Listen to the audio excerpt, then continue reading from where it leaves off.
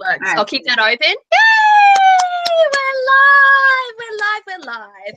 Welcome, beautiful souls, to the 11th, I believe. Or I may have lost count, but I'm going to go with the 11th Bonestone Bash. Woo! Hi, I'm here with artist Anna Turian. Say hello, Anna. Hello. Anna has been on vacation, and so it's been 3 weeks since our last Bonestone Bash, which has, of course, left Anna plenty of time to get mischievous with her arts and craft. Went wild. Yeah, see, I was supposed to have like free time, and me with free time is I'll just grab this pad and I'll grab the little I minimalize, but I still have to have something with me, otherwise I don't feel comfortable, just in case. So you would have taken your sketch pad, you would have taken your selection of micron pens, you Pretty would have much, yeah. Notebooks, a little bit of because I can't do color with me, because I can't, I don't paint when I'm going on anywhere usually, because of just have to grab everything, and I have to have like tape to take down paper and everything, so it's just see, I just go with what I have. Well, folks, to keep you updated, we are smack bang in the middle of the Suit of Swords, right? So the mages are fully complete. The Bonestone mages are fully complete. Yay. We have started with the Suit of Swords as selected by you. And we revealed, what was it, the 6? Was it the 6 that we revealed last week? We had the 3, the 4, the 5, and the 6. Yeah, and the 6, which was our sexy man getting in the water. Right. So, and then we touched base on the 7, the 8. Right. Well, the 8 we didn't do the 8 because the 8 was already created. Right. We had the 9. We touched base on the 9, and tonight we're going to be designing the 10. The 10. We're also going to be revealing a little something about the court cards, and we are going to be choosing the next suit to work on. So gather your suggestions up in your little heads right now. Let them mull over in your beautiful brains, and then when the time comes, put forth your suggestion for the next suit to tackle, because as you will remember, the Suit of Swords was chosen by you who are watching right now. So yay! Another piece of news is that I will definitely be opening up for the next round of pre-orders, and that will be happening around the 1st-ish, thereabouts. That's not the exact date, but thereabouts in November. So let's just say the start of November. So now that you know that I'll be opening up for pre-orders, don't ask me how many. Do not ask me how many. I don't want to be burdened with questions. I want to open up for pre-orders and just see how that goes. And I'm not going to be placing any great restrictions. I'm just going to let it flow. A wise soul told me not to cap my magic. So I'm working with that principle, and I'm just going to see how it goes. That's how we're doing it. Right. But I will be closing them after Christmas, let's say. I'll be closing them after Christmas so that we can lock down numbers, and I can begin to seriously talk to printers and then complete the final stages of the deck. We will be taking a mini holiday for Christmas and New Year's. And by mini, I mean about a month each. Oh, we are? I didn't know. I'm hearing this for the first time. I didn't know. Okay. All right. So, Anna, I'm going to hand over to you. Oh, well, let's just say hello to everyone first. Hi, guys. We've got about, 40 people watching right now. And I'm just going to say thanks for joining us. And we are always delighted to share sacred creative space with you. And just so you know, for those who are interested in tarot, which I'm guessing are all of you, our card for this creation was the 6 of Wands. I just had to double check that. My mind went blank. I just finished telling Anna that I have been doing client readings all morning, And I came off client readings with enough time to make a cup of coffee, sit down and start the broadcast. So, woo! It's exciting. Can everyone see me okay too? Because my internet should have been fixed. I don't know if it has from the viewer perspective. I can see you. I mean, I can, but that's what counts. All right, so Anna, I'm going to mute my mic. I'm going to hand over to you. I'm going to do a little typey session with these beautiful people as you speak and present. Okay? Okie dokie. All right, guys. So last and hi, Sorry. that's my husband. How can I help you? Bully stick for the dog. Do you know where I it don't is? know where it is. No. You don't know? No. Okay. Recap. Bully stick for the dog. That was it. Hi, All hubby. Right. I missed him, but I'm like, hi, hubby. All right. Right. Okay. So last time we did the 5, 6, and the 7 of swords, and for the 5, if you guys remember, there was that whole discussion between Peanut. We had little guy versus the big guy who was going to be taken down and all that. So now these were revealed on the Facebook group, but you can see it here in a bigger version. So this is the 5 of swords, and we see this whole scene where this individual is being kicked, he's being taken down, and you know, we wanted to convey the feeling of the card where something is being won, but not necessarily fairly, right? Because we have this guy here, he's in armor, he obviously has a whole army behind him, and yet he is you know, kicking this unarmed man. So this is our 5.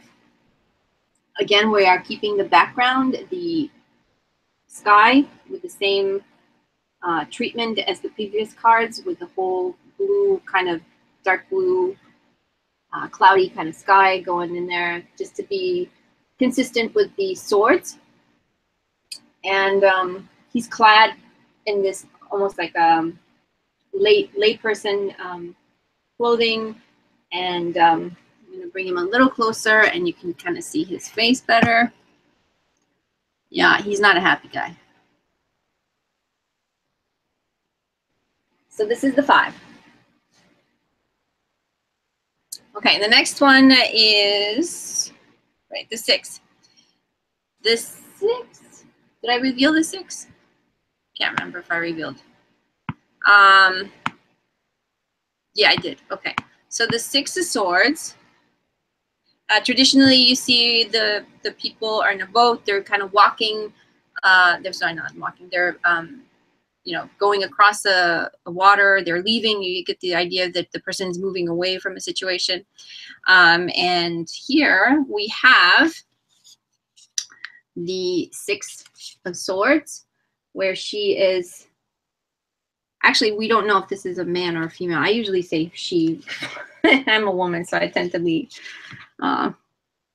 in that mental frame. But we don't really know if this is a male or female, because we did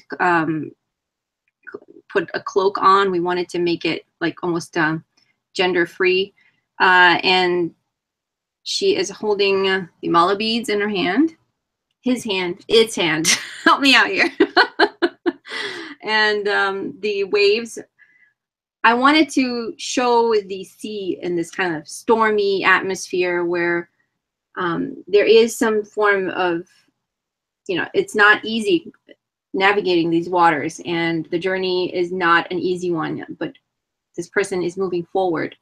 The ship, the front of the ship has an eagle head, and you can see here the wings, and we have the guiding star which is the north, south, east, and west. You can kind of see, I don't know if the light is kind of not, but you can see the N. I put a little N and S at the bottom. You can kind of see a little bit. So this is the 6. Move it backwards. And I'm keeping it in the blue tones. Again, the water and everything is in this kind of bluish tone. And the way I'm seeing it is the scene is kind of happening, you know, not fully daytime. It's an in-between state. So that's the 6.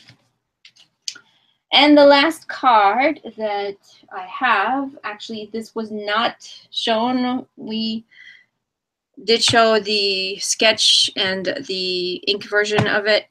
And so this is the 7 of Swords. And the image showed a person that is kind of walking towards a field. And you'll kind of get the idea. So here it is. This is the 7 of Swords.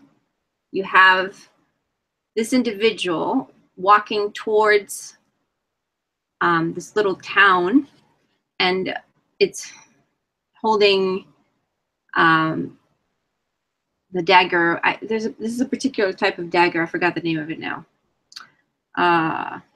It's a cutlass. What? Is it a cutlass? No, it's not. It's the curved type of dagger. I forgot. There's a style of it, but it's in my head, but I can't get it out.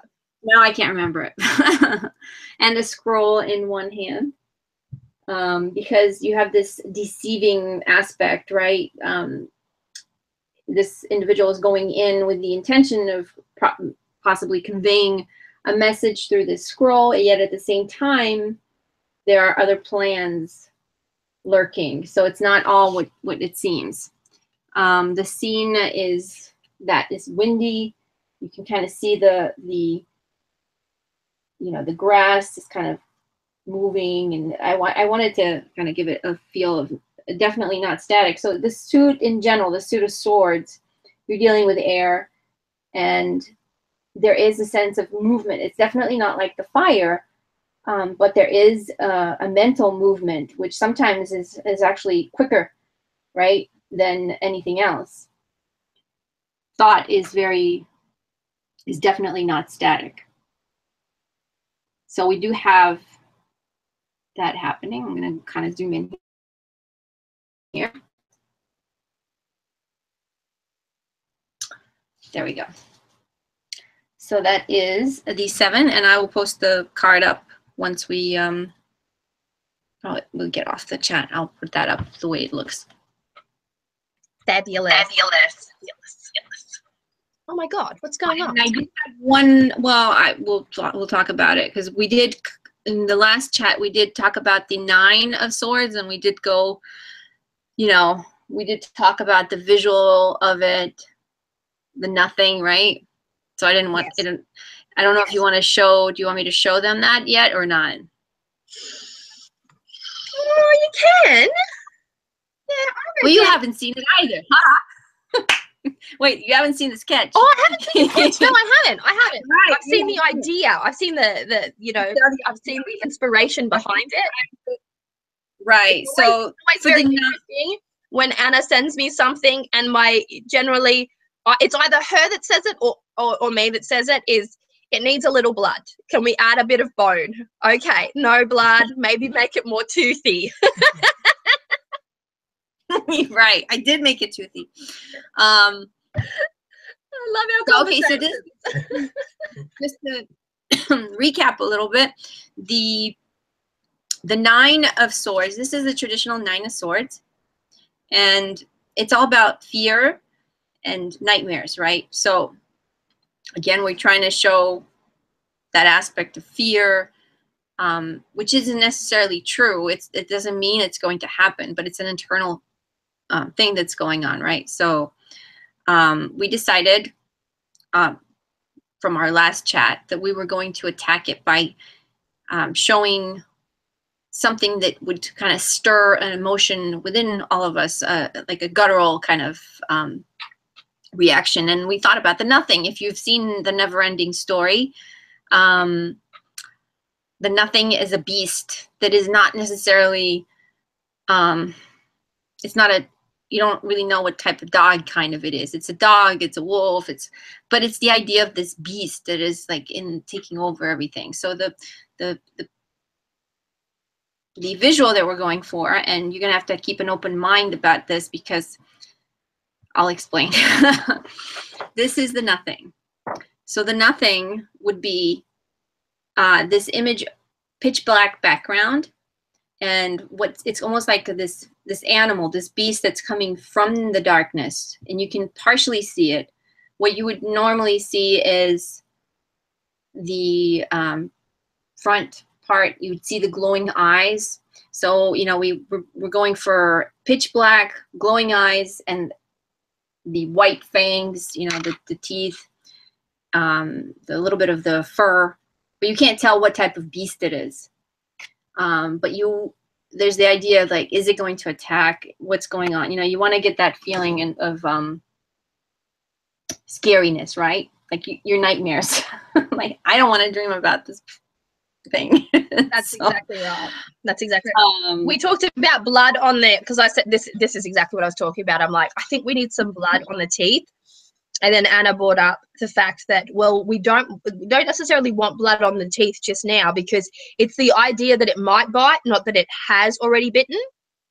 So I'm like, okay, then it needs to be more toothy, you know? It needs to have a bit more tooth. Like there needs to be a menace to it and the glowing eye. So obviously this being the pencil sketch, it has no color to it yet. So it's lacking that. Right. That's why I'm saying right. You know what I mean, we can make him red eyes, we can make him yellow eyes, so you know whatever you feel Avalon would be, or you know. What's more menacing, yellow or red? I think red would be very, very awesome, like, but is it typical horror story? If that's typical horror story, then kind of, yeah. There's a reason why it's a story. Red-eyed wolf. I think a good yellow eye. I think the more realistic and the more menacing it is, the more real association you'll have with it. Whereas if I start to inject colors that are not necessarily seen in the eyes of a creature. Right. So yellow would probably work. Yeah. But yeah, everything would be very dark, and that's why it's kind of hard to show in a pencil sketch, you know, full black, pitch blackness. But you get the idea. So that would be the 9. That's the 9. 9 of Swords. And the 8 is already completed for those who are like, what? You've gone from like 7 to 9. The 8 was one of the original cards that we did before we even began the suit of swords. So we did the 8 of Swords, we did the Queen of Wands, we did the Hierophant. That was it. That was all 3, wasn't it? Mm-hmm. Right. Yeah. So we did a major, we did a minor, and we did a court card just to put some flavor out there, you know. So yeah, so that's our 9. Somebody actually, hang on, who was it? A blue, an icy blue. The Mystical Cottage and Tarot said an icy blue for his eyes would also look nice. That might work. That'd work. It would work well with the color palette in the suit of swords. I think as well. blue and yellow would work with that. Yeah. I think it would work. You could make one blue and one. Could make them rainbow color and really.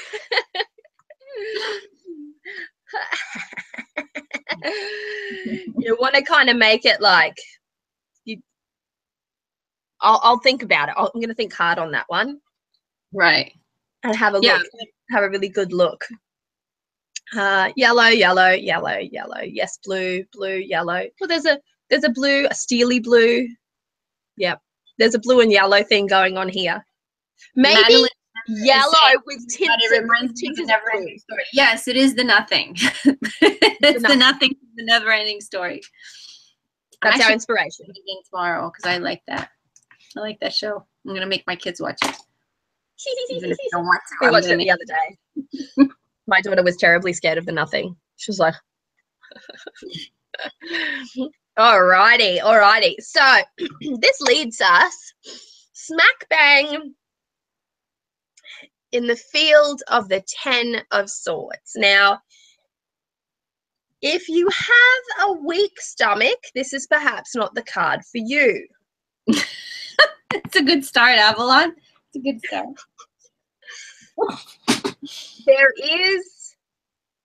There is going to be, how can I put this delicately? There's going to be kind of a dismemberment energy to this. I can't say it. I can't say it to deliver any positive visualization. So basically, the design of this card is going to be birds pecking apart a corpse. Well, okay, it's going to be on a battlefield, right? Because this is the 10. This is the 10 of Swords, traditionally. So you don't know at this. Well, right here, you don't really know where he is. He has this kind of a robe. It almost looks like somebody put a red robe on over him, like to cover the body, and then stabbed him. That's what I was looking at. Or maybe the cloth is just drenched with his blood. Maybe, yes. That is, never thought about that. Never thought about that. So we're taking this card, this representation, and we're taking out the swords. So there's not going to be the sword stabbing him. Then we're moving him on the battlefield because there's been a battle and this person has been killed. And we're going to have the ravens, right? It was ravens? Ravens? Ripping parts of him. Feeding off him. Feeding off him. So if you remember the death card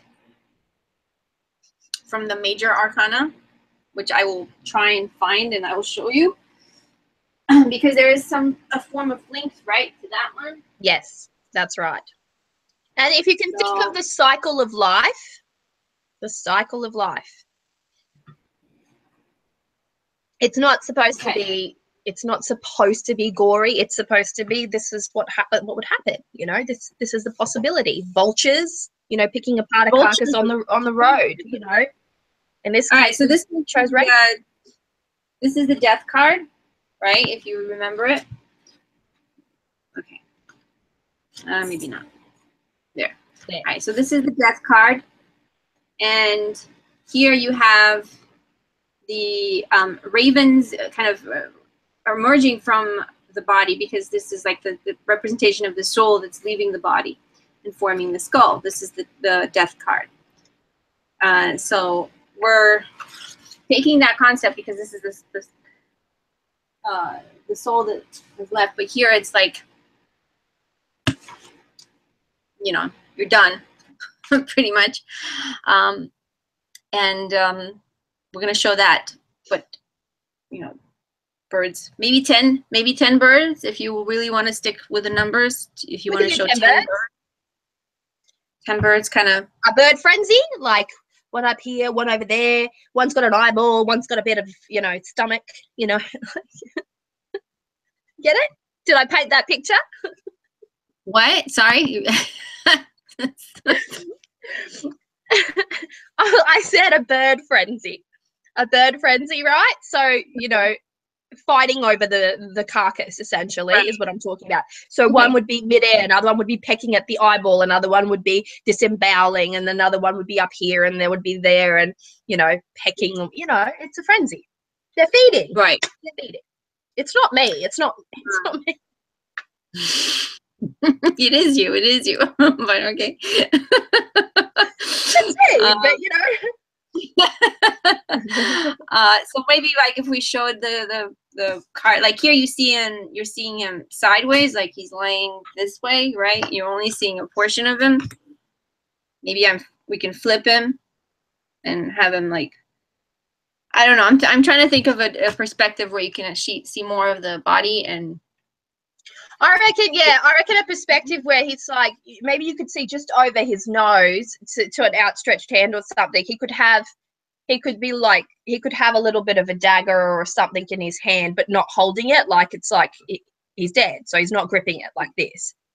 But it's like reminiscent of battle, and he's like there's a this kind of energy, and then that's what I'm saying. Maybe like, tilt it a little bit, tilt it to the side, so his hand is sort of coming forward, but his head's mainly going towards the bottom corner, the bottom right hand corner of the card or something. I'm looking for a doll to try and show that, but I'm looking for a doll. There's usually dolls everywhere, but not now. Okay. All right, so and maybe kind of keep it crushed hilly. Skull. Lisa, you're my kind of lady. Lisa, don't encourage her. Anna is actually worse than I am.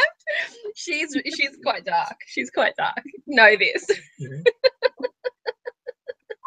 No, never. Okay, so I'm a rainbow. All right, so you want me to sketch it out? You want to read something, or do you want to go to the next? How do you want to? No, I'm going to go and read something about the knife. Okay. Sketching it out, and then just own the vibe and see if you find another angle. Might be good. Just play around with it. Do we want vultures? Right, are we doing vultures, or are we doing ravens? Which one? Which bird are we doing? Ooh. Vultures are bigger. It doesn't. Vultures are bigger. Vultures are typically the animal that does this. Right. Do you want to link it to the I don't know. Vulture or ravens? If you want to link it to the death card, you know what I mean? Yeah. If you want to link it to the death card, then it has to be a raven. Right. But if you don't. It depends. Like if you want 10 birds, then you need smaller birds, I think. Maybe. Yeah. I'm trying to look at this. Yeah. You might need smaller birds because of the cards. So. I reckon ravens are going to be the best. Ravens are also something that have been depicted throughout pigeons. Most of the Suit of Swords. You can't throw in a random bird at this late in the game. I saw she wrote pigeons. I'm like, I can't have a pigeon.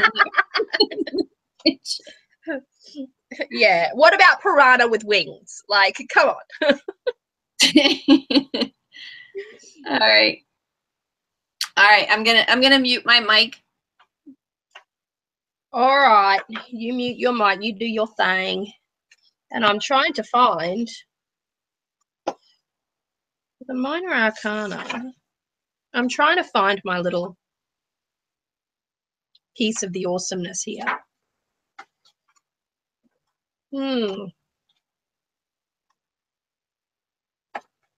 There's not much in here about the 9. Where's the 9? Come on. Give me the 9. I might just go into the table of contents. What about that? What about that?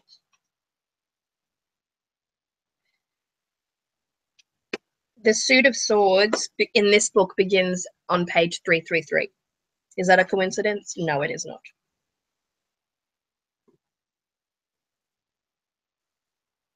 Two of Swords, 3 of Swords, 4 of Swords, 9 of Swords. Here we go. Took me a really long time, but I got there.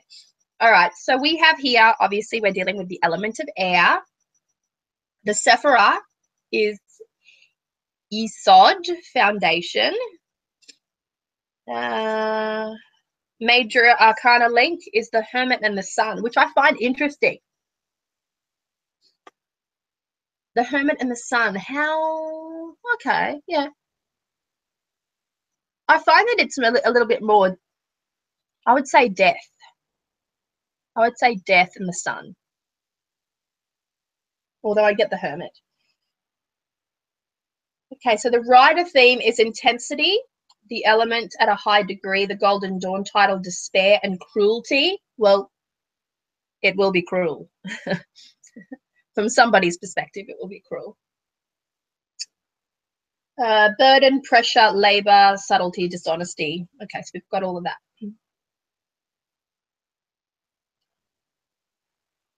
Here we go. There are, however, signs of hope in this image, especially the quilt with squares of roses. This is what we were talking about, Anna. And the signs of the zodiac, as if the cosmos and the goddess of love protect her. Okay, what does that mean? Oh no, I'm reading the 9. Wait. Forget all of that. Forget all of that. I was reading the 9. Now I'm at the 10. Malkuth is kingdom. That's the Sephirah. The Decad, higher unity, greater consciousness. Major Arcana Association, Wheel of Fortune and Judgment. Now that is far more fitting. The writer theme is excess. The Golden Dawn title is ruin. Right. 10 of Swords apparently goes way back to Cretaceous, including one word for the card, tears. The first published account from Atelier says, weeping, tears, sobs, groans, sighs, wails. I just want to say that in a 10, when you see this card, it does depict the ending. It depicts the ending of something. It depicts the ending of the cycle. Now, when you're looking at the traditional Rider-Waite-Smith card, what you see is essentially, it's almost what I feel would be hysteria. Because there is 10 swords. 10 swords in this guy, evenly placed, one in his ear. Now, technically, if you wanted to kill a person, you wouldn't need 10 swords. That's over the top. That's a little hysterical. You know, that's dramatic. That's over the top. And so there's that a little bit of that energy. It will always be there for that card for me. But it does depict the end of a cycle, because no matter what deck you're reading, the 10 of Swords is generally a ghastly depiction. And then you get to the Lofty Court. And the Lofty Court don't look like they're at all affected by the 10. Or what happened in the 10 or what transpired in the 10. That's something totally separate. So you want to make sure that you close off that cycle effectively and then move forward. So there needs to be a necessary finality to it. There also needs to be a necessary oomph to the card as well. It needs to be a bit cruel. It needs to be a bit brutish. The entire suit of swords is cruel by inherent nobility. It's cruel. It starts off as air, specifically when we're talking about the human being and the way that our minds like to manipulate things. It can be cruel at times. It can be conflicted. It can be anxious. It can be neurotic. It can be inspired. It can be damaging. It can be, you know, it can be so many things. What am I missing? Venison is lovely.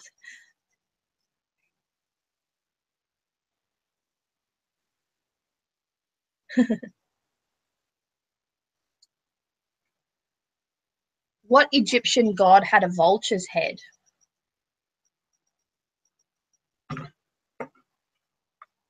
Anubis? Thoth? Not sure.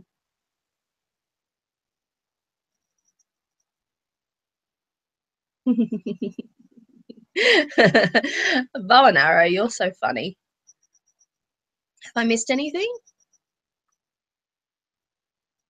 Have I missed anything? Yeah, vultures are huge, Christina D. I'm just going back on some of these messages.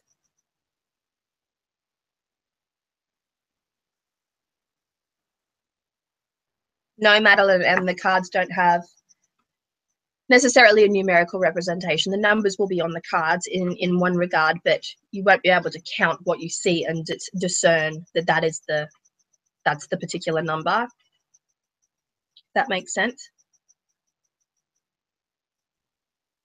Interesting. I love the chatter that's going on here, guys. All right. In a reading, what does the 10 represent in a reading for you? For me, it represents the end of suffering from a mental perspective. It means the necessity to change perspectives. It means the exhaustion of a current mindset. It means the necessity to open up and see a bit clearer. It sees the opportunity to open up and see things a bit clearer. It shows a cruel end, a bad end to a bad situation.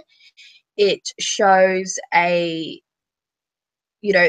changing of a cycle in not so kind ways. Definitely completion is a part of it, definitely. Yes, bow and arrow, yes, that too.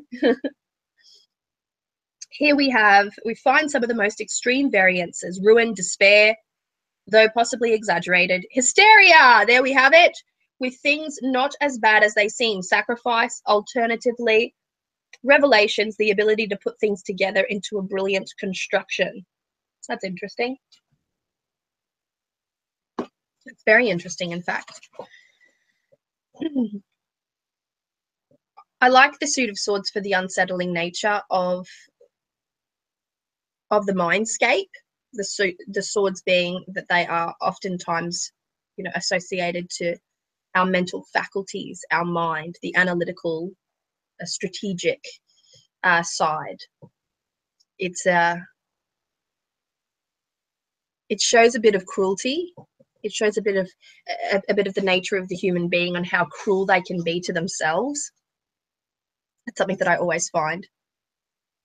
Oh, I'm reading from Tarot Wisdom, but I can read from Holistic Tarot if you like, and I've got 1, 2, 3, 4, 5, 6. I've got about 8 other companion books here that I could read from. Druidcraft's over there. I'm surrounded by a lot of books at the moment because I'm writing, so there we have it. Let's see what Holistic Tarot has to say.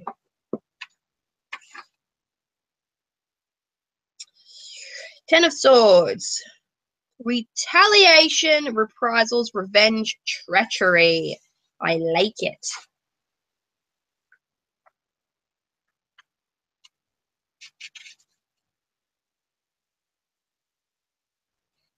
Suit of Swords is 180.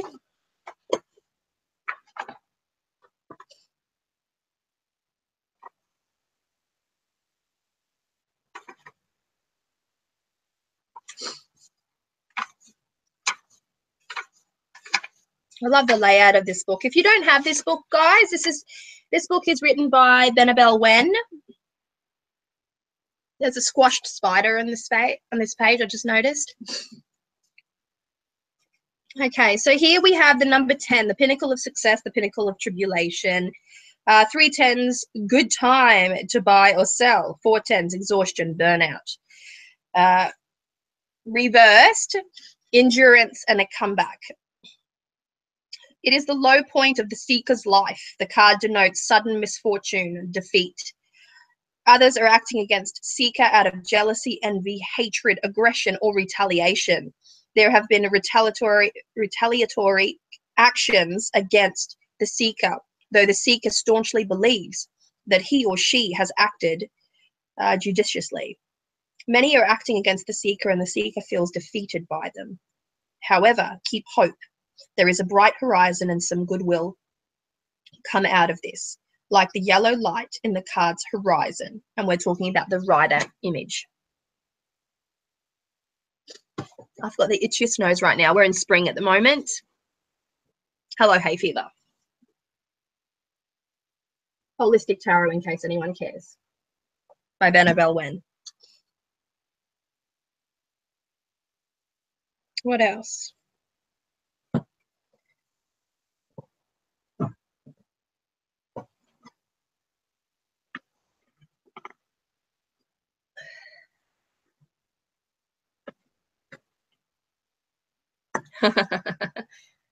What am I missing here? When the kids are all hopping around the fire and they see Oh, yes. Oh, Tammy. That's nice, Tammy. That's nice. Well, you'll do well with most of these books. These are those trusty old favorites. Wen's book came out, what, 2 years ago now? 2 years ago now? It's a trusty old favorite. One of the best reference books out there.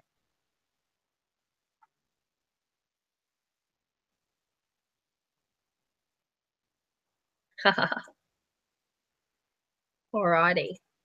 Let's see how the lovely Anna's going. How you going there, Anna? She's no doubt looking at ghastly images. I am. Okay. So can you hear me? Yep. Okay, good. All right. So I have an image. It's a rough one. Okay. So okay. So here you have a guy. Where he is, there's his nose. He's laying with his foot there. And there's the ravens. There's 2 on his face. There are on his body. They're fighting here. This is like a field background, and there's like swords, and there's one body. And then there's blood in his head. Yep. I like that. I like it. So I just want to like darken him a little bit so maybe you can see him a little better, because I can see him from my screen. I mean, it's got on screen. I think I need to like get him a little darker. But then he has like his like a bent leg, and then his hand is over. Here, I'll use this. Where's my? Here it is. Okay, here. So right now he is in perspective, like straight as you're looking at him. Hmm. So you're looking at him. So it's like the body is. You're looking down on the person. So if you want, we can. So here, I'll eat him a little bit. I like that. So there's his head, there's his knee, and then there's like the foot. So you kind of see him in perspective, right? Because if you want to see all this stuff happening, like all the pulling and stuff, you kind of need to have him a little up close. Yeah. So I'm going to get him as up close, at least part of him, as possible. Yeah. He needs to have a giant gash in his belly. Well, yeah, well, there is one, but you can't here. I'll make it dark. I'll make it like a dark V, because this is where all the ravens are in the, like there's right here. There's one, and they're like feeding from in there. Yes. Yes. We need a good eyeball like shot. Like no eyeball. I hate eyeballs. That's like my peeve. I can't.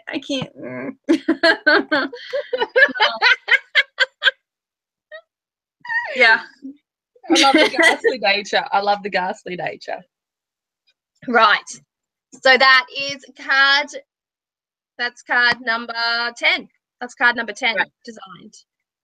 So this is around the time that I would like to throw out there, what suit are we going to be designing next before we move to our first court? Our first court in the suit of swords. Now, I would like to explain a little something about my idea behind the suits once we have decided our next suit to progress to. It'll give you a great idea on like little thoughts and ideas to think up when it comes to the court cards in general, okay? So, hang on. Okay, go. Yeah, just go. 1, cups, pentacles, cups. Cups are winning. Cups are winning.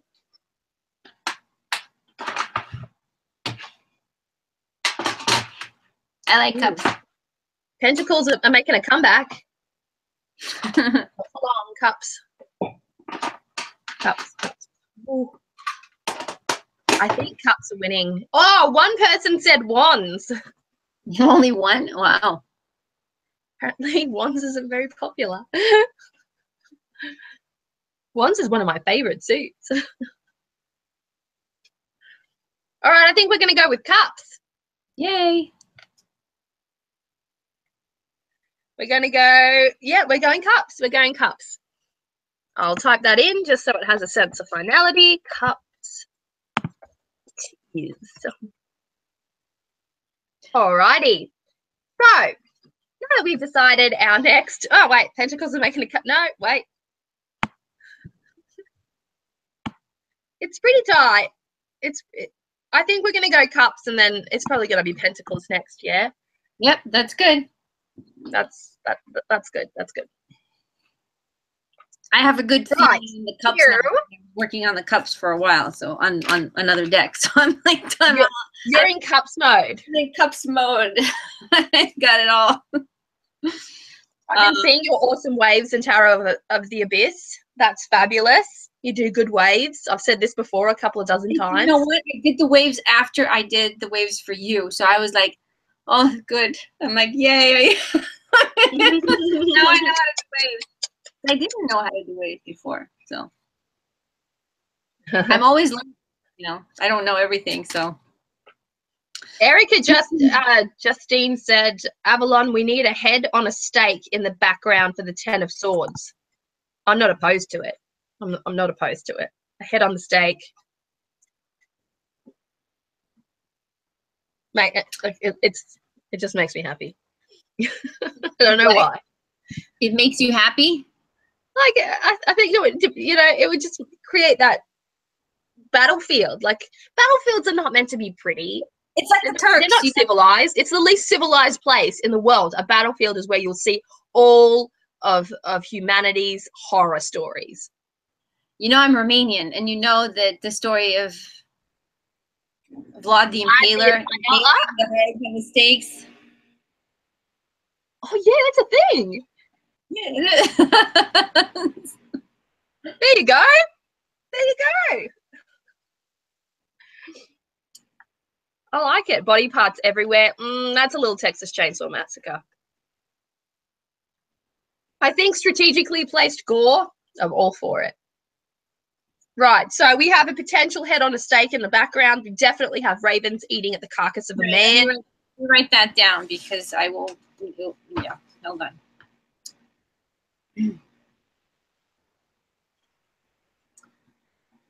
Okay. Okay, got it. Perfection. Right, so let's move on to my idea for the court, right? So I want to choose my words very carefully here so that no one falls under the impression that I'm doing one thing when I'm in fact doing another, right? Hi, Chase. Puppies and unicorns. I'll give you puppies and unicorns. Throws a taco at her friend. Right, so what I'm going for here is I'm drawing inspiration from the divine for the court. And I am not recreating images of the gods. I'm inspired by images of the gods. So I'm going to have inspired features in my court cards, right? So for instance, what I was saying to Anna before, as far as the Queen of Swords goes, I would love to have the essence, essentially, of the goddess Morrigan, for she is associated to battlefields, she is associated to Raven, she is associated to many of the qualities of swords in this particular deck. And so I would love to have her energy, her essence, not necessarily a full representation of her, but very much a call to her in this card. So it's not like, I don't want you to think that I'm drawing the Morrigan or that Anna, essentially, because I can't draw for shit, but Anna will be drawing the Morrigan. We're drawing inspiration from it. Sorry, I'm distracted by the chat. So with that said, knowing full well that I want some of the essence of the Morrigan as the Queen of Swords, this leaves the court open to a more deity-like feel, right? So expressions of the divine is what I'm going for here, not actual representations. I cannot emphasize that enough. I don't want people to look at it and go, oh yeah, she did all the gods. This is that god, that's this god, that's this god. I'm drawing, yes, inspiration from there, but they will be their own people. They will have their own narrative, essentially. How does that feel? How does that feel to you? I think it'll work really good. But that's just me. Yeah, my kind of lady. My kind of lady. Right. So with that in mind, now that we move to our first lot of court cards, keep in mind too that we have done a court card. She is the Queen of Wands, and she is amazing. And she could easily be connected to one of the goddesses that I work with, which is Oya or Nilsan. She's a goddess of fire, and you can see that fiery element in her. She's a Yoruba-based goddess as well, and so you can see that in her energy. And it's some of where I took my inspiration from to create that card, so I felt it was fitting to then apply that to the rest of the court to make them equally as effective. So if you have not seen the Queen of Wands is on display in the Bonestone and Earthflesh Tarot group. It is, isn't it? Is it on display? I think all cards are there, yeah. So they're there. Yes, it's there. Yeah. I mean, yes. I can show it to you now if you want to. Yeah, why not? Why not? Yeah, grab it. So with that in mind, have a little think about some of the energies that would work really great with the Page of Swords, with the Knight of Swords.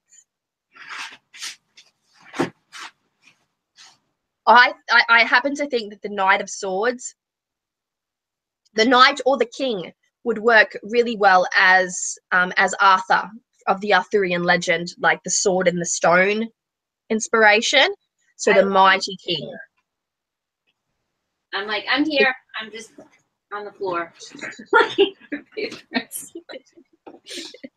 Okay. So this is the Queen.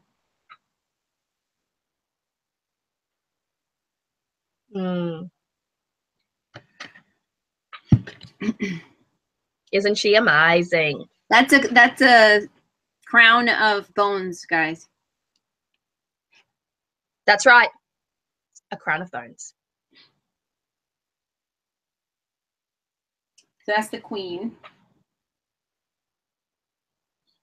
No, we're not necessarily sticking with a specific pantheon, because I'm not choosing to represent the gods per se. I'm choosing expressions of the gods.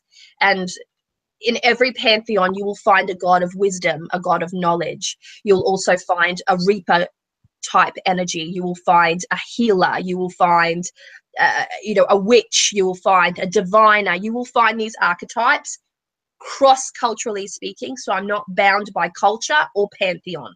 That's not the idea. The idea is it associated to humanity and any part of the earth? If so, it's all part of this deck. This deck has desert landscape, it has mountain landscape, it has deep forest landscape, it's going to have ocean, waterfall landscapes. It's going to be bound by no specific geographical location, nor is it going to be bound by pantheon or gender. So I need to emphasize that very much ahead of time, because I don't want you to get caught up in this idea of, well, Lu belongs to the Celtic pantheon and Thoth belongs to the Egyptian pantheon. That's not the idea here. The idea is I will use an inspiration from Lu. The silver hand, the highly skilled, for instance. His narrative in the Mabinogion or the Mabinogi, depending on how you like to pronounce it, he is the skilled craftsman, the silver tongue. Lost his hand, has a silver hand, the jack of all trades. That's his kind of energy, right? And likewise, Thoth, the keeper of wisdom, the deep, insane wisdom that is, the archetype in which he represents. And, every god has their attributes, and it's more their attributes that I'm looking at rather than the representations of the gods themselves. So I got a bit passionate when I spoke then.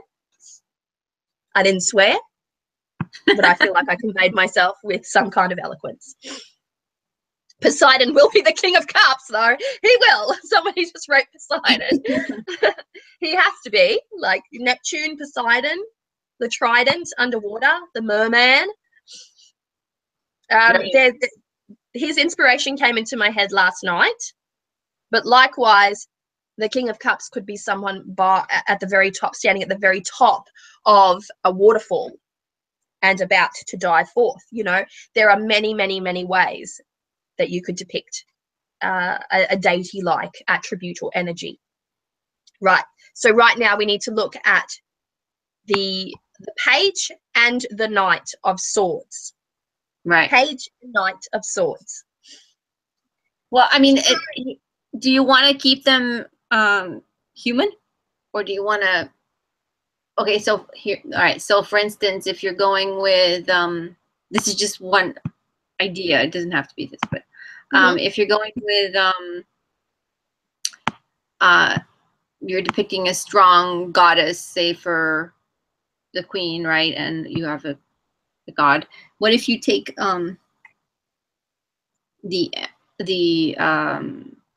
their totems or the animals that are represented and use them as the page and the knights, because they are like the ones that are kind of, they're not the king or the queen, they're in between, they're the spirits, I guess they're the young ones, right? They're the ones that are transitioning to that state. The knight will hopefully become a king, the page will, but I'm just thinking like using, like marrying them a little bit. I like it. I like it. I also like the progression of growth in the page. I like the progression of growth from, from a young mind or a young attitude, for instance, not necessarily body, but young mind or young attitude, all the way through to a much more assumed and secure position. Right. For me, the queen sets the intention, the king carries it out, the court, the page begins the process at a higher level. So they're acclimated so far with the lessons of that came before, and so they've got the full wisdom and breadth of a suit from ace through to 10 as a culmination of knowledge, and that knowledge is then placed in the page. The page matures that knowledge, carries it on to a form of action, where the knight will progress with that knowledge. The knight then takes that knowledge and gives it to the queen. The queen thinks about how she can innovate, strategize, reprocess that knowledge till it's streamlined and gives it to the king, and the king goes, bang, I've got it. Yeah, so along that line, like, do you, like, thinking that way, thinking of the progression and thinking of the page and the knight as these transition phases, right? Mm-hmm. If you were to say, well, this is swords, right? So if you were to use what are some of the elements, like for instance of the Morgan that are known? That is known, like if you were to see, I'm sure there's a bunch of them. I know there's like there's the raven. She's raven and crow, isn't she?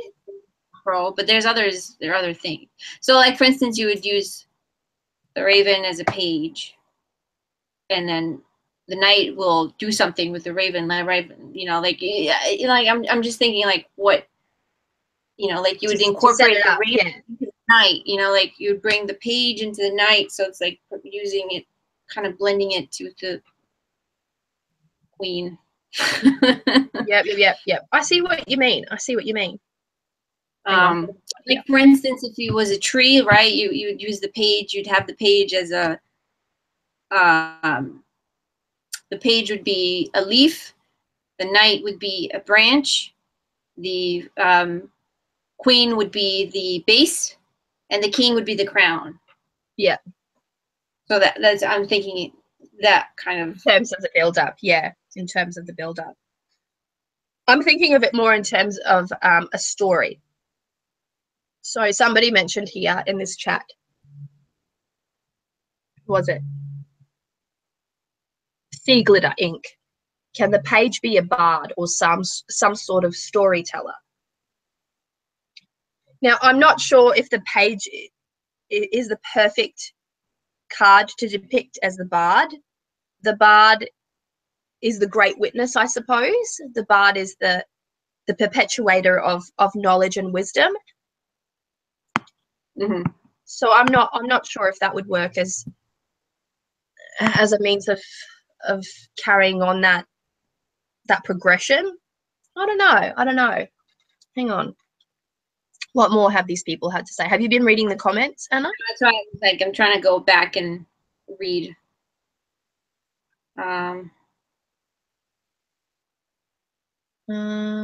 Okay. Knight of Swords, Gemini, ruled by shapeshifty and ambidextrous Mercury.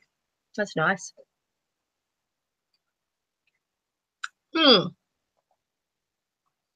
See, I think that taking that into consideration. Well, I've got too many ideas in my head. I've got too many ideas now. Hold on a sec, because that gave me an idea. You know how you had the gods kind of like if you go back to the Greek myths and all that, you had the gods. You know, they would you go find a woman and an earth woman, and you had the heroes, right? What if what if the page is, you know, part god and he's not a full god? What if it's one of the demigod? A demigod, right?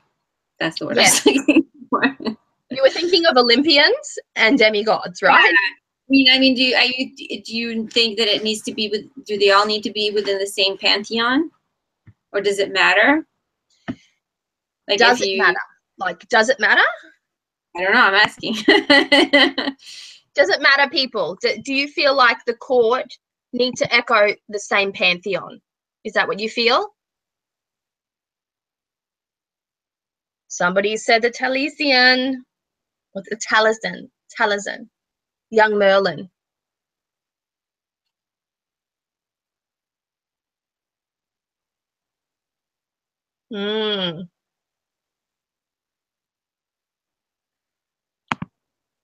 People, no different pantheons, okay? Different pantheons, please. No, they don't have to be from the same pantheon. They don't have to be from the same pantheon, right?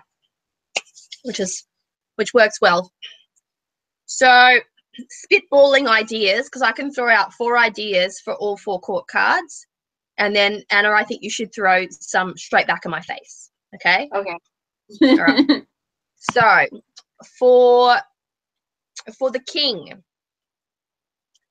For the King of Swords, I would think a more Thoth energy. For the Queen, I think a more Morrigan energy. For a Knight, I think a more like Lou, half warrior, half skilled craftsman. For the Page, I think a Merlin energy. Okay. I'm writing them just so I remember. Okay. Okay.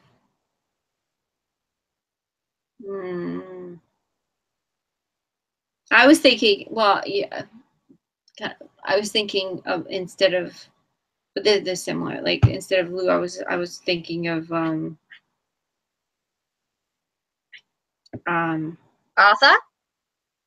No, I was going for Nuada? Vulcan. I was thinking the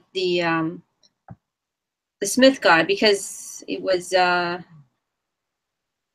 know, he was creative, but it's also like a mental, and he was also so he's the, you know, is it yeah, it's Vulcan or Hephaestus, right? Vulcan or Hephaestus. Yeah. So I was thinking that one, but I like Merlin. Merlin, the young Merlin, right? We're thinking young Merlin. Yeah. So a young Merlin, an Arthur as a knight. Is that what I originally said? Yeah. Because he would be well placed on a horse with a sword, like legit. like full motion, the sword of destiny, the sword of You don't want to tie it Excalibur. in a rock. Ra. In a rock. Oh, the rock. Yeah. Well, he could be. It could be two. You know when you're slammed with two ideas that are simultaneously the same. The first one with the horse like rearing and him pulling the sword out, or him actually on the ground pulling the sword out.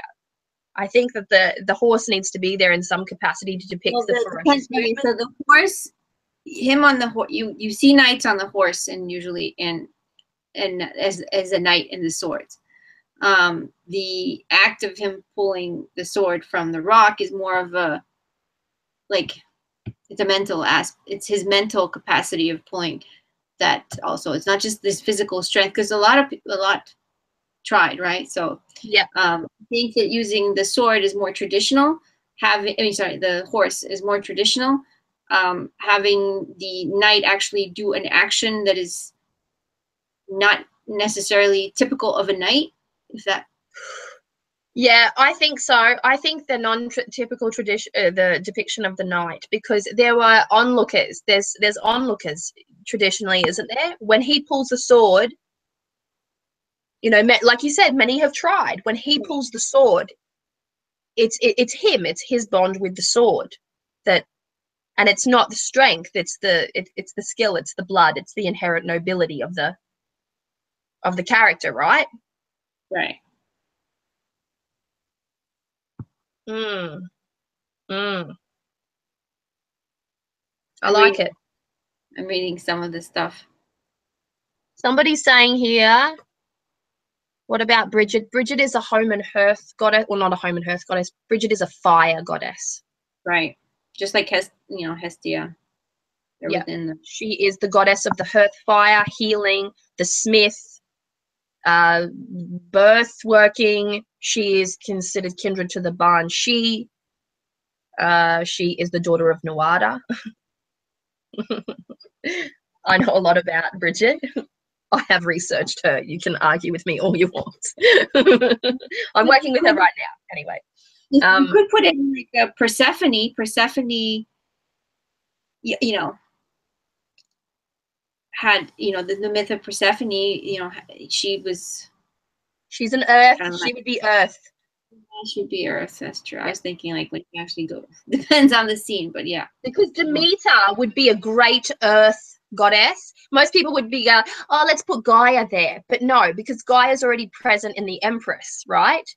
Which opens the landscape up for Demeter, the mighty goddess that went all the way down to Hades and said, fuck no, I want my daughter back, and then created a barren land as a result of that. So it shows her control and her passion and her, her mothering nature, and then brought spring to life when her daughter ascended, for that time of the year. So Persephone, right, as the page. Persephone as the page of pentacles would be wonderful. Demeter as the queen of pentacles would be wonderful. Hades as the king of wands would be wonderful. All right, so I wrote down Merlin as a page, Arthur as a knight. Is it okay that both are within the same, Merlin and Arthur? Yeah, that's okay. That's okay. Some I've got people calling for Athena here, the goddess of wisdom and battle strategy. That's smart. No. As a what? As a what though? Athena in what position? I'm assuming they're thinking queen, right? Or are you thinking knight? She would make a great knight.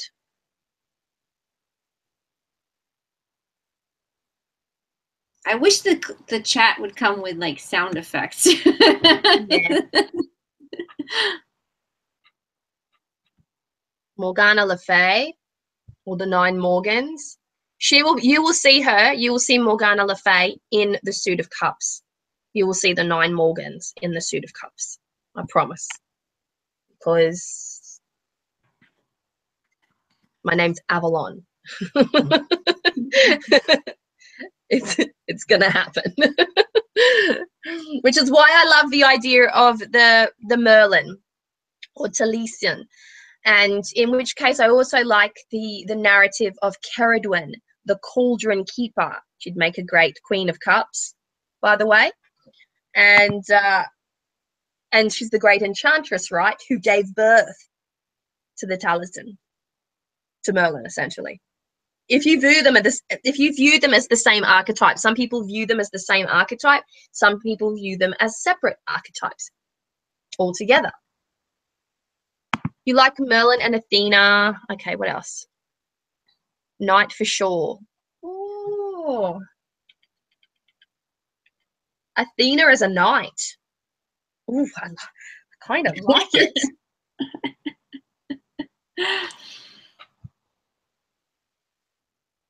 Yes, I like it, because then it goes, not that this matters, but it feels good because it goes young Merlin, a masculine energy, a sovereign knightly female energy, the queen as a female energy, the king as a masculine energy. It feels like it's balanced. It's 2 for 2 there, right? Not the gender is important here.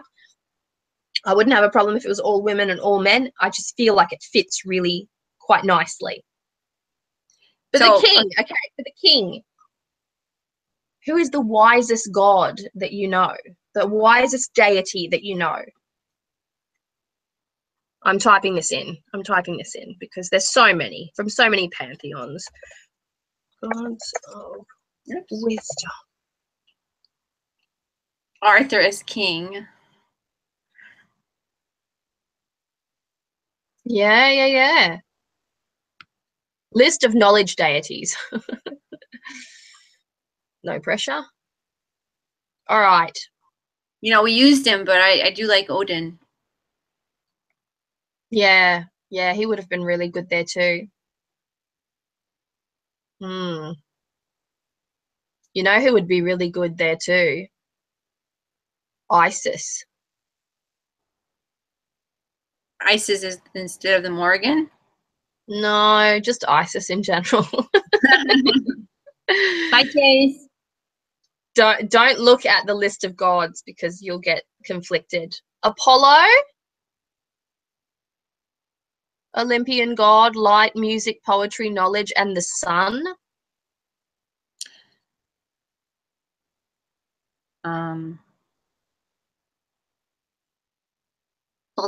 Yeah, Zeus was he's the. Athena's perfectly fit there. So lock in Athena, lock in Athena, lock in the Morrigan, in the Merlin. So all 3 are locked in. We just need to find the appropriate King of Swords. I'm looking all around. I'm in Japanese. Lucifer. There's nothing wrong with that. Oh. Although that he could work because it is air. Thought. Who? Lucifer or Hades. Zeus, isn't he lightning?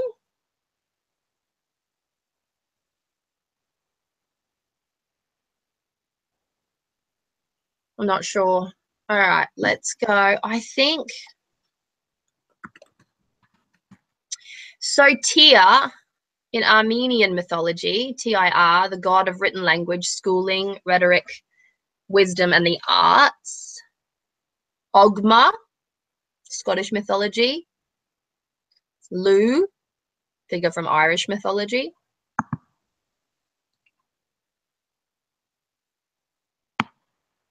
Could pronounce the Chinese and the Egyptian, but I'm not even going to try. You're the god of wisdom and scribe of the god. I don't think Thoth fits well there. Not asleep. I need to. Me sometimes. I'm reading a list of gods. I'm like going through Hypnos. He invented fire. Olympian god of inventing and fire. Prometheus, Titan of foresight.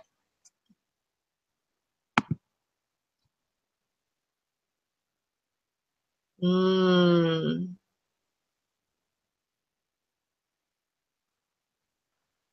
could put the Norse god Tyr or Tiwaz. Midi. All right, thoughts. I need some thoughts here, guys. I've gotten carried away. It's not a good place to go. Don't go there.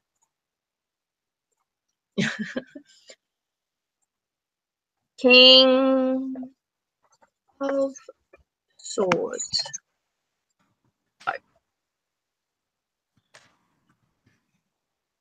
Prometheus, Mercury, King of Swords, Minerva. What are you feeling over there? Me, I'm more inclined. Well, I liked Arthur, to be honest, but he's not a, you know, and I like him too. I like him too as the ruler. I like his narrative is a little bit. It's part magic, isn't it? Like he was he was a king amongst kings, the king of Camelot. Mm-hmm. And I like so I like Arthur. Zeus makes sense, but he's also it just, I think you need something that is more airy, I guess would be the word, but so I would go like would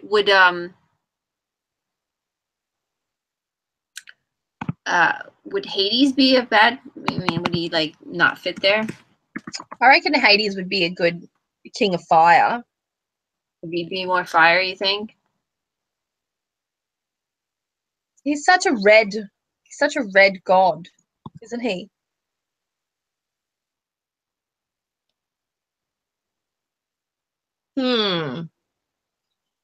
I like Arthur as king. I like Thoth as king because he was the scribe, typically associated with wisdom. I even like Buddha. I don't mind Buddha and his Buddha, you said Buddha? Perpetual lotus. But when I think of the king of swords, I think of someone who is lean, who is strong, has a strong physique, holds himself up in a sovereign capacity. You know, someone who has earned his position, and so he has to be a king amongst kings. And king amongst kings for me, that's Arthur. He was a king amongst kings. Right, he was. That's why I was like, I'm more, I'm more towards him, Thoth, Egyptian god. Thoth is the Egyptian god of writing, magic, wisdom, and the moon. He is the most important of the gods in ancient Egypt, alternatively said to be self-created or born of the seed of Horus. What about Hemdall? Would Hemdall be like?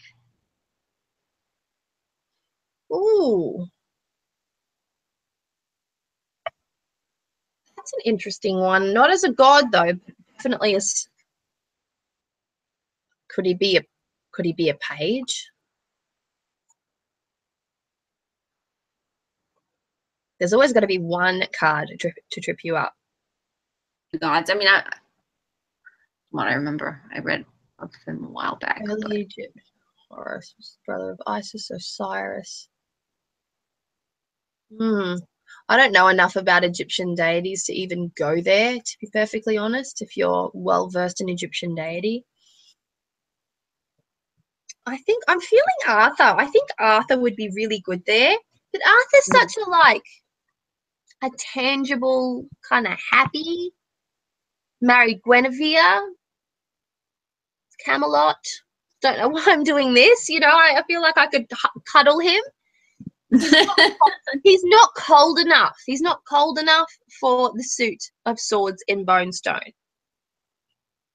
I need someone who's cold. Are you saying that Arthur is cuddly? Is that what you're saying? Yeah, I do.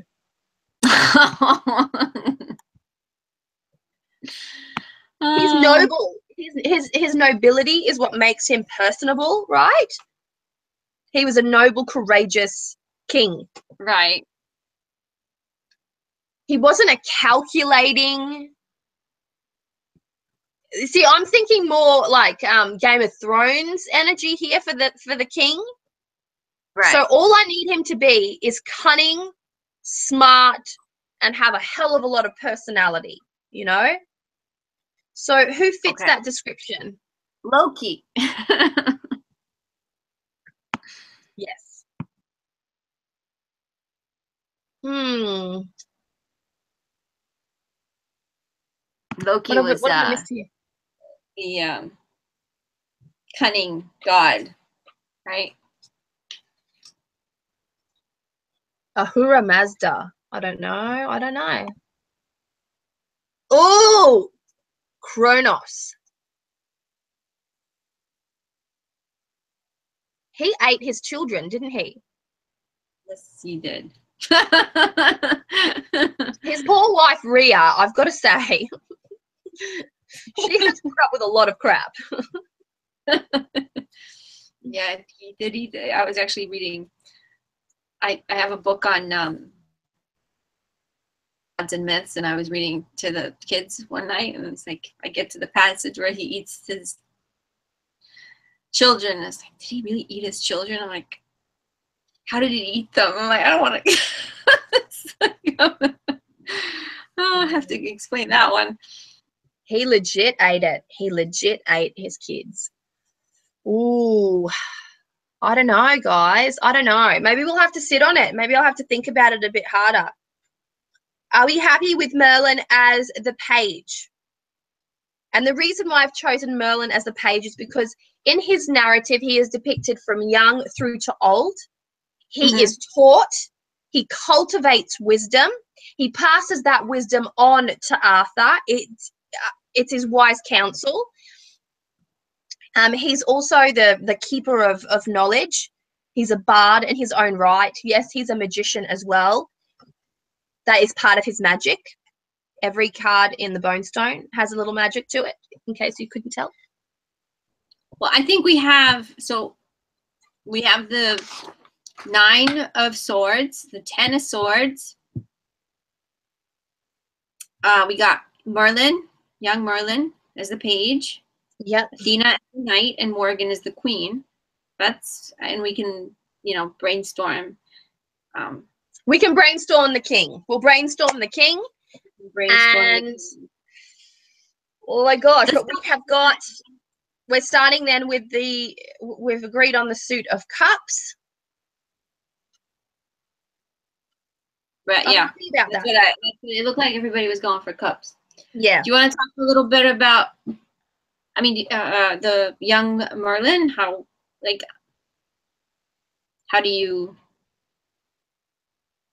What do you see him doing? I see him learning. Learning, okay. Yeah, I see him in his apprentice phase. Mm-hmm. So I definitely see him learning, short black hair, a younger face. Okay, I see him in much the same setting as, say, the magician card, but in a less capable capacity, if you know what I mean. Right. So a bit more book, a bit more like cross-referencey, kind of like reading, writing, like real sort of study area. Mm-hmm. Okay. A little bit of that, like a young magician. Do you want, because for the Ace of Swords, you have the feather that is with the sword and the pen. You have the feather that's part sword and He pen. could be writing with that sword. He could. You want to bring that feather in to the page. Yes, I do. Yes, I do. So that, you know what I mean? Like we can kind of bring in, because you start the suit out with that establishing thought and might, I guess, would be the sword, right? Yeah. Bring that in the page because he's learning that. So he's pretty much learning everything that we're going through the whole suit. Yeah. Yes. I like that. I like him in a room. I like him with the quill made from the ace.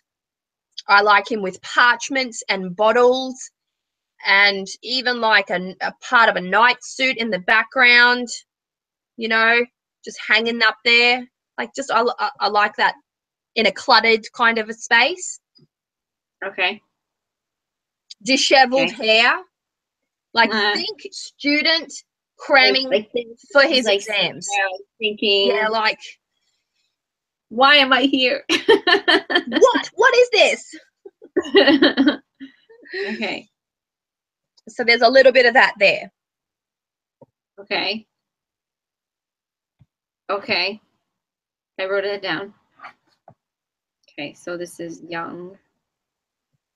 Marlon, do you want me to try and sketch him out now or not? Yeah, you can try and sketch him out now. And we can spitball while you're sketching, maybe about you guys the king. Talk about the king. Maybe you'll come something, or other court cards. All right, so I'm liking, I've gone for knowledge, but maybe I'll go for wisdom. I'll go for gods of wisdom. Agree, a water nymph who gives wisdom and prophecy. Okay, thank you. Gods of wisdom. There we go. Wisdom god. Okay, here we go. Of course, Odin is there. Of course. Who is this Ahura Mazda? Lord of Spirit. Name. God of. I don't even. Iranian. Ahura Mazda. Holy shit. Okay. Reader. Okay. Also, I can't pronounce any of these words. Lord of simply as spirit in the Avestian name for the creator and the sole god of Zoroastrianism, the old Iranian religion that spread across the Middle East, predating Judaism before ultimately being relegated to small minorities after the Muslim conquest of Iran. I don't even want to go there. Don't even want to go there with that right now. I just felt instantly terrified for some reason. All right, let's not do that and let's go out and see. Lou would be very good.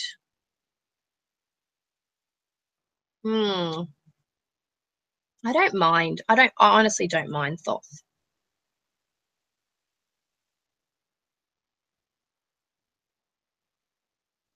The one thing I do like about Thoth is his association to the moon. His association to the moon makes that possibility for a bluish night sky, the essence of moon for thought there, introspection, all of that wonderful bizzo.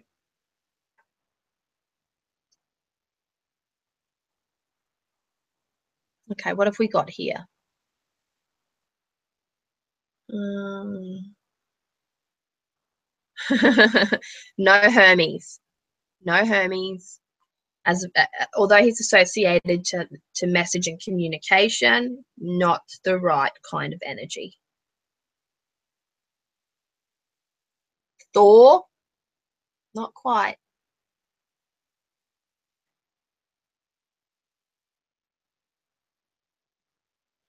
Wouldn't Odin be a great king after gaining perspective and sacrificing in the Hanged Man? He would be, bow and arrow. Odin would be a great king, but I don't want to repeat his narrative in here. Like, his narrative as the Hanged Man is, you know, he's a trump card right now. And I think that that's a really big energy to hold. Apollo. Apollo would be a good one, actually. Let's Google him.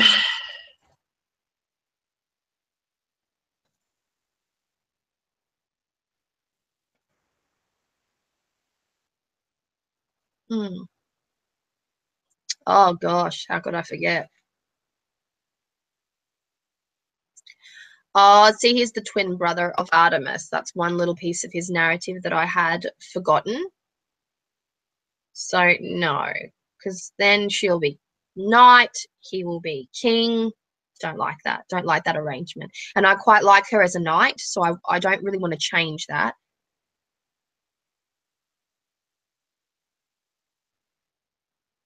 Lou does feel fiery, Lisa. He does. You know, being that he's got the silver hand, you know, there's that element of metal and fire and tempered, and oh, it's lovely. He's great always, isn't he? I imagine Lou would be one of the sexiest of the gods. Just saying. What about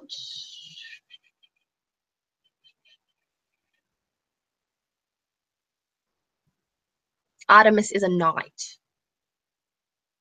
I mean, Athena's the knight. Athena. Sorry. The two A's from the same pantheon.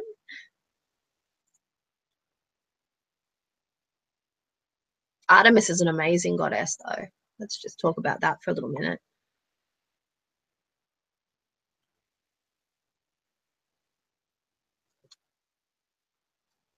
Athena's the knight. I like the idea of the owl with Athena. I need to write this shit down. Honestly, I do. Wait.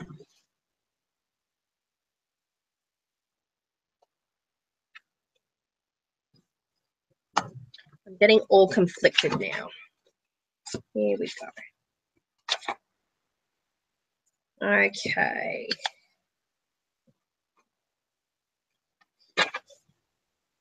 Okay, court cards. Merlin, Page, Athena, K-N-O-G-H-T, Mariken equals Queen. And now I've just got to find the king. Okay.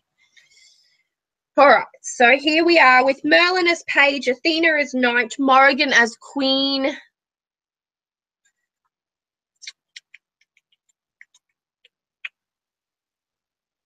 is a god of music and often depicted playing a golden lyra.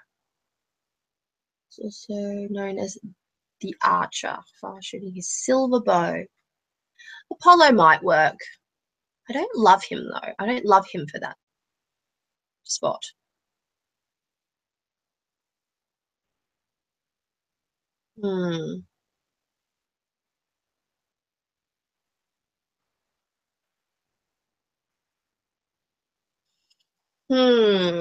Thinking. How about I change my search criteria and go.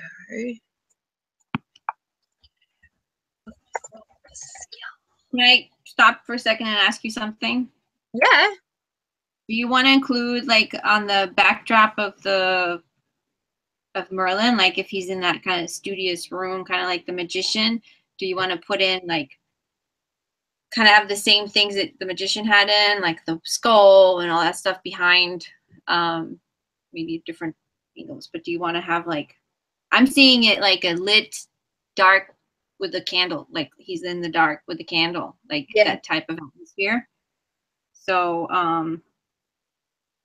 maybe like do you want to show, because it is Merlin, so do we want to show like some mystical elements around there? What, his like wizard's cap? Is that what you mean? Something, you know, because what can besides, Well, you know, reading books, you know, he has all these books and he's writing. he has all the books, he has the jars, he has all the stuff, right? Right. In the background, there could be torches on the wall, like high up to throw some light in from the back.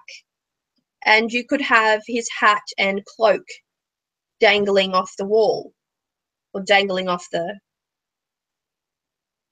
Okay. And that could be a nice inky blue in color. Okay. Hat. I'm trying to envision that. I'm gonna have to do a search for his hat. You think I would know, right? Mm-hmm. I'm Googling Ra now, guys. I haven't forgotten you. I have not forgotten you. Why am I? Okay.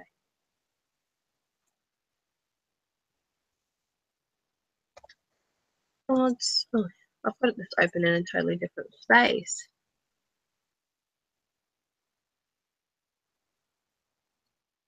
Ooh, list of knowledge gods.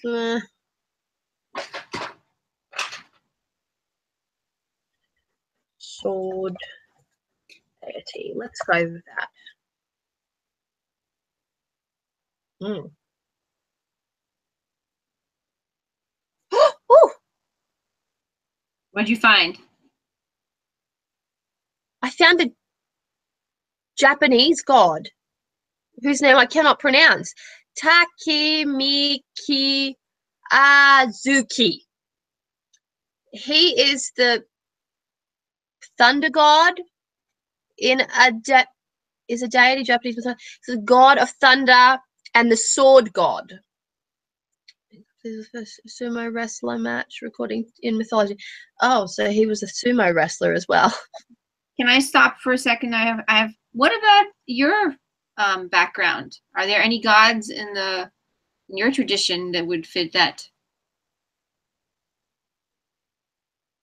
Yeah, Yes? yeah. you don't want to include that in? Well, Ogun, he is the god of lightning. And there's a tempest or a storm aspect to him. He's a serious warrior god. He is depicted on horseback as I want to say St. George. I have, oh, here, I'll show you. Mm-hmm.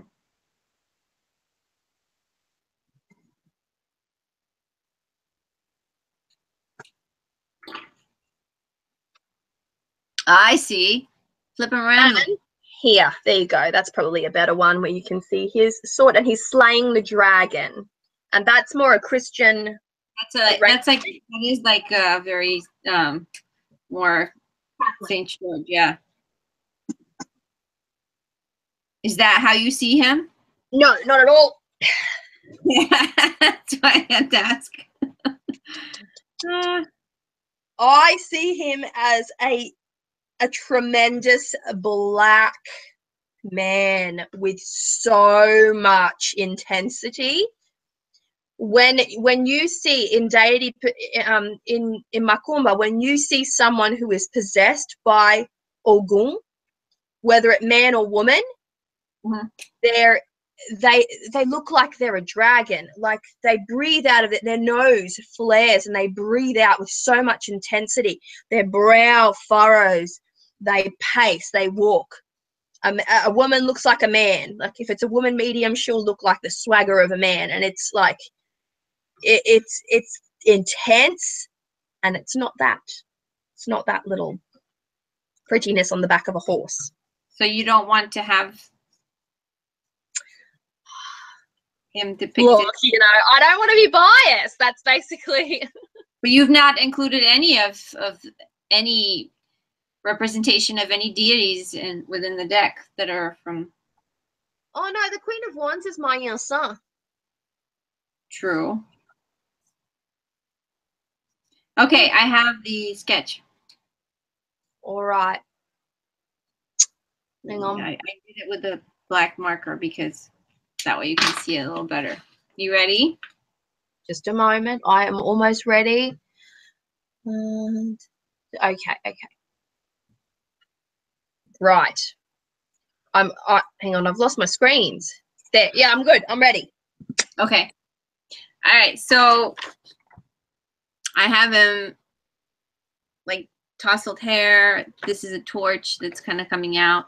Everything's going to be like dark lit. This is his hat in the background. I have a coat hanging. There's a skull. The background has like shelves, and he has the quill, which is going to be the quill from the Ace of Swords.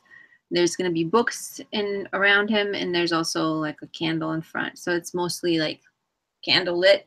So you can have like this kind of dark area in the background and illumination on him. Yeah. It's mostly probably going to be a little bit more zoomed in. So like you know, yeah, see kind of like that. I like that. Yeah. Yeah, I like it. I like it very much. Perfection. Right, that brings us up to our 2-hour mark, folks. So Anna and I, we've still got a little bit of work to do behind the scenes as far as the design of the box goes. So we're going to jump off this live stream like now-ish. But what I'm going to do for you all, if you're a member of our lovely group on Facebook, is I'm going to put a few of, I'm gonna do a little poll up because I know you can do those funky little polls. I'm gonna put the masculine king-like energies that are most stinging to me at this moment in time, and I'm going to let you vote for them. And then the one that wins the vote, the community vote, that's gonna be the one. Okay, that's how we're gonna do it because I can't decide. You know, there's so much room to include so many different energies, so many different attributes. Thoth, yes, would be amazing. Apollo in a different setting would be amazing. Far too refined for Bonestone, though. You know, Lou, the silversmith, the skilled craftsman, the jack of all trades, he would be great there, and he would also be great in the suit of swords. You know, Odin would have been fantastic there as well, but we've got Odin as a trump, and so there's so many. King Arthur might still be there.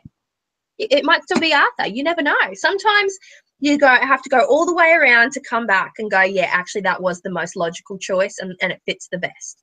So who knows? Can we go to some of the comments? Because I think some people had a couple of suggestions for this card. I'm looking. Let's see. I'm going to butcher your name. Thibault. Am I pronouncing it right? Thibault. Okay. He was suggesting in a grove outside or in a forest having young Merlin. And then Tiger's Abyss. Was it Tiger's Abyss who said yes to have him outside? So a couple of people are asking to have him outside. Do we want him outside? Well, I don't know. Like if I put him in a grove, that brings too much earth element there. If he's in a traditional druidic grove, druids are earth-centric in their practice, and they're very kindred to the druidic trees, the sacred trees. You know, and he is the element of the great druid. That's for sure. But if I put him in that forest setting, then it removes a lot of the air from his card, and it places him more succinctly into the suit of pentacles. Like he then embodies something that is far more earthly, far more resourceful, far more tactile, earth-centric, and so that backdrop. Tigers. Carol Alchemist is asking if a cave would be. Do you want him in a cave? Oh, well, yeah, he has a cave. He's got Merlin's cave, doesn't he? Lucy Cavendish likes to go and do videos and in his cave. So he does have a cave. We had a cave for the hermit. We could have a different cave. Hmm. You'd have him sitting in a cross, probably. If he's in a cave, he can't be, you know what I mean? If he's in a cave, you have to change his position. You have to have him sitting, kind of like the hermit, I guess. I don't know. Do caves have, where would you read in a cave? I'm trying to think. How would you study? You'd probably study on the ground, right? You probably study on the ground. Hang on, I'm Googling this. I'm Googling this to get perspective. Merlin's cave. Maybe. I should look it up too. If I put him in a cave, then he has to have a dragon, and that puts him in fire. Do you see where I'm going? His setting will determine his element. So if you go cave, he has to have a dragon. He has to have a dragon, and then he's more associated with fire. Mm. Does that make sense? Yeah, I mean, If I got here, unless you move them towards, like, you know, you don't show like you have air, like a lot of wind and clouds, and you know, like you bring him into that setting where it's like air, the suit of swords, like what's typical for the suit of swords. If you do that, you know. Well, you could do a cave in the sense that he could be walking into one. But he can't be, you know, if you want him studying, depends what you want to do with him. Do you want him coming out of a cave? Or do you want him?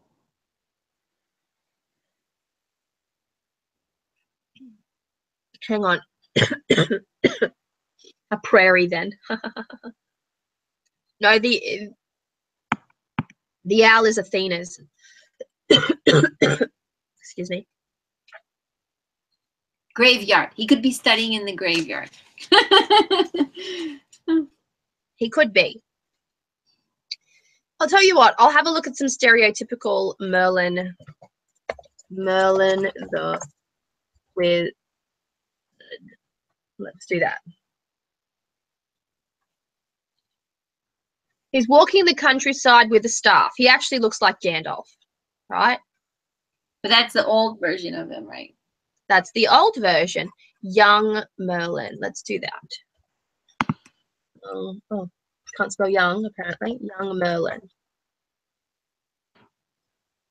Oh, God.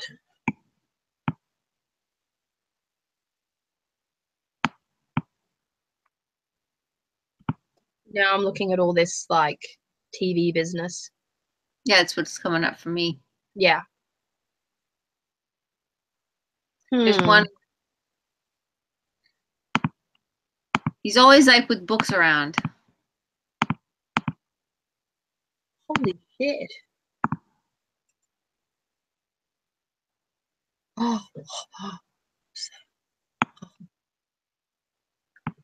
Did you find something that you like? I just found this image that I found really activating, so I've got to send it to you. I've got to send it to you now.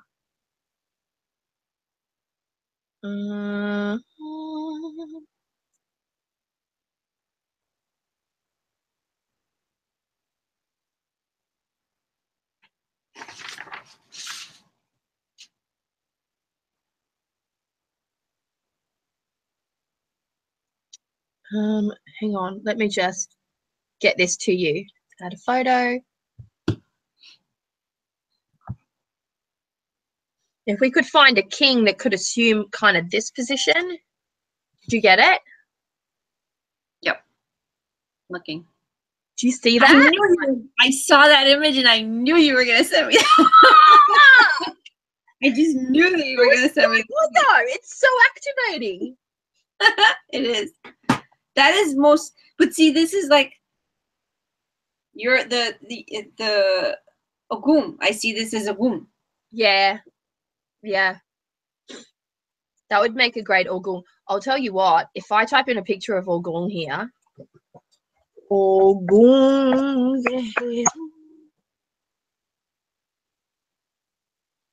Okay, but we are. Oh, I have an idea. Okay. All right. All right. So here's an idea. This is with Merlin separate. Okay, hear me out. Yeah. What if you have a young Merlin, but instead of having him study, if you had him outside in, say, like a very stormy background, and him like looking at you but engaging with you, and then you know how you have the hermit? Is it the hermit? Not the hermit. Your favorite card. Drawing a blank. My favorite card. No, They're all my favorite. not the card. No. Hold on. What's the first card I drew for you? The Hierophant. Hierophant. Okay. Remember how we have the Hierophant with the arm extended? Yeah. What if we have the Merlin, young Merlin, extending, like performing like the magical aspect, but he's actually like levitating the Ace of Swords, which it has the Ace of Swords with the quill. Yeah, like he's right. Quill. So that way you can kind of see the quill, and then you have him performing some, magic. Yes, I like that. Levitating. And then you have like the background, like stormy kind of thing. Yes. You can have like a cloak on him or something, like in the wind. Blowing in the wind, like kind of like Gandalf in that scene where he's in that place and everything's like storming around. That scene in that place. I realize but yes, something like that. Yeah, I like that. I like that because I like the movement of air around him, because it could almost be viewed as clumsy. Like here he is trying to levitate a single feather and he's causing a tempest behind him. It shows his novice nature. Yeah. That one, Anna. That one. Okay. All right. Yeah. Should I draw it? You want me to draw it, or are we like signing off and I'll draw it after? How do you want to do it? I don't care. Like, how long will it take you to draw it? Okay. I need to find my feather. Well, maybe we can draw it after, and you can draw it in with a little bit of peace and quiet, not so much of a rush, and then you can put your wild sketch on the page. Okay. Let me write it down before I forget. Okay. So young Merlin. Okay.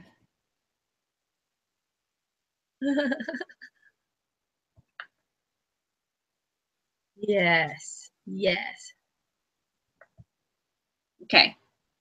So then you'd have like this almost like a torso shot. You wouldn't see him far away because you want to see the feather. Yeah. So then you could have like hair and all this stuff going free. And then the feather. Yeah. Because then you can see the quill and the feather, because he actually has access to it.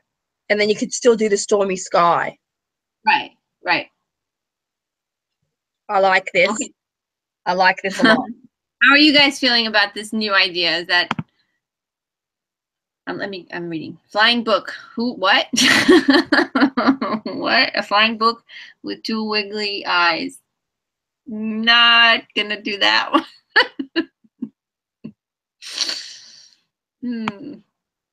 Oh, blah, blah, blah. I've got some ideas for all of the court cards. I like deity. I work with deity, so deity is of interest to me, and I like to research deity. So this would present a nice little challenge for me. Actually makes me feel a little hungry for information. I'll research the Japanese one. Don't you worry, because I'm going to put a list. Like I said, I'm going to put a list of deity that I think of intense wisdom associated, skilled associated deity that I believe would be in alignment. And I'm going to put it in a little poll. Is that what you would call it? A poll, a survey, a poll? I don't know. And you can vote. And then everyone gets a say. Everyone who hasn't chimed in on this live cast gets a say. And that's easy and nice and all inclusive as well. Sounds good. Okay, so we have 9, 10 of swords, and Merlin. 9, 10, Merlin. Right. Yep. I like it. It's going to be an exciting next one then. 9, 10, and Merlin. Okay. I can't wait to see the 10 though. It's so exciting. All right, guys, so we're gonna call it a night to where the lovely, oh my gosh, Anna is, and a day to me. So thank you so much for joining us and for putting your ideas forth. And stay tuned for that little post that I'm going to make on Bonestone probably in the next day or two, once I have done a little bit of research myself and decided what the selection is, what the final contestants are. and I will sketch out a little rough sketch of Merlin in this new depiction, and you can see it there then. Mm-hmm. Fabulous. Sounds All good. right, beautiful souls. Bye, guys. Bye. Look after